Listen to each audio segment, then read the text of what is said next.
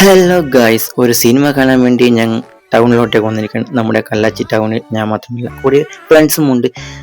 4:15 show.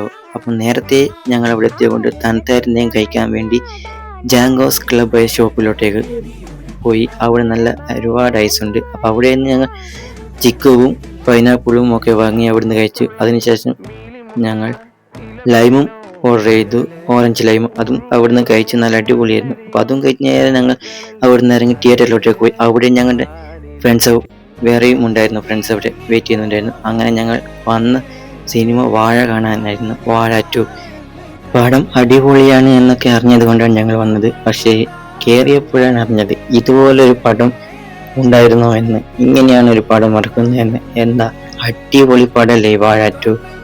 First half ആണെങ്കിൽ നമ്മളെ ഒരുപാട് ചിരിപ്പിച്ചു, സെക്കൻഡ് ഹാഫ് ആണെങ്കിൽ നമ്മളെ കരയിപ്പിച്ചു. ഞാൻ പോലും കരഞ്ഞുപോയി. നമുക്ക് ഒരുപാട് ചിന്തിക്കാനും ഒക്കെയുള്ള പടമാണ്. ഫാമിലിയായിട്ട് കാണാൻ ഒരു പടമാണ്.